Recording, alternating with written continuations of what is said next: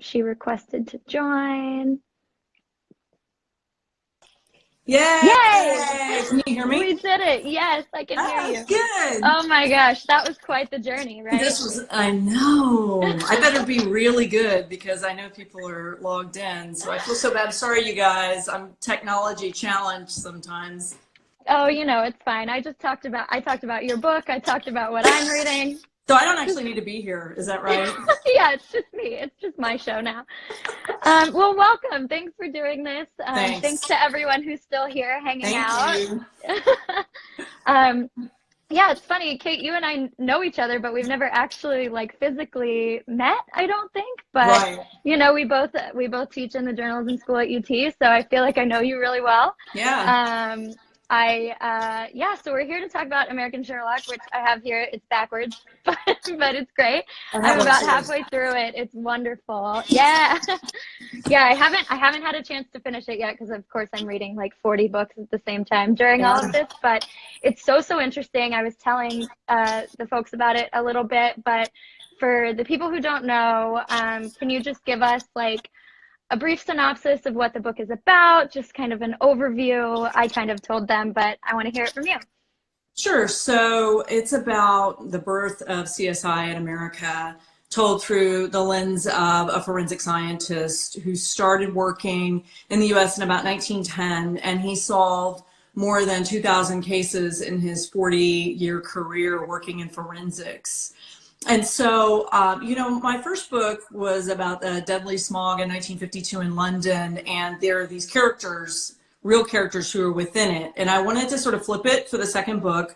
Instead of having one event and how it affected a lot of different people, I wanted multiple events and told through the lens of one person. And so I had this incredible archive at UC Berkeley to work with. He was this forensic scientist, Oscar Heinrich, was a hoarder. So there were loaded guns in this archive. There were jawbones and pieces of skulls and bomb parts and hundreds of journals. And it was just like a author's dream, really being able to go in and get all of this material to work with, to build a book that had, 6 or 7 cases. And as you learn about these individual cases that he worked on, which were some of the most banana cases you can think of, would then, you would be able to learn about him and how forensics progressed over his lifetime, where we are now, kind of the cautionary tales, because he innovated a lot of forensics that was really, really good, and, tools that we use now.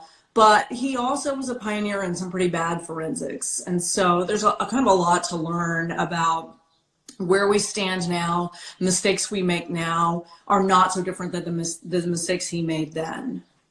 Yeah, that was actually one of the most interesting things. I just finished the part about the Fatty Arbuckle case, which was so interesting. And it's based on, as sort of a true crime junkie myself, I'm reading some of the stuff and being like, that's not how you're supposed to do that or how we do it now. Yeah. And so what did you kind of learn throughout the research of this book about how much has changed? And was Oscar, was he able to, and again, you might cover this in the book, I'm only halfway through, but was he able to kind of see his own mistakes and reflect on maybe I was using faulty science 10 years ago or 20 years ago, but here's where I am now? Right.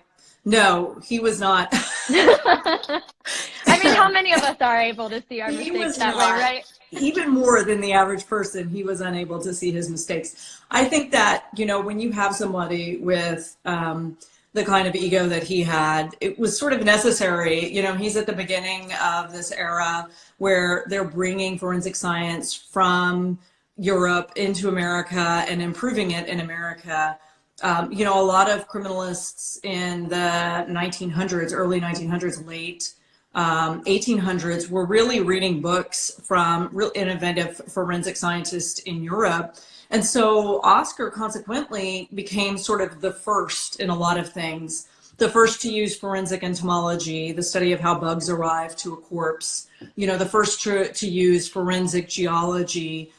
He was a big innovator with bloodstain pattern analysis, with fingerprinting, with ballistics. He was this jack of all trades. And because of that, he was used a lot by prosecutors and defense attorneys. And he was really, really well known in the media in this time period because there were some crazy cases that, like, you haven't gotten to yet, some of the even more bizarre cases, like, being able to locate a body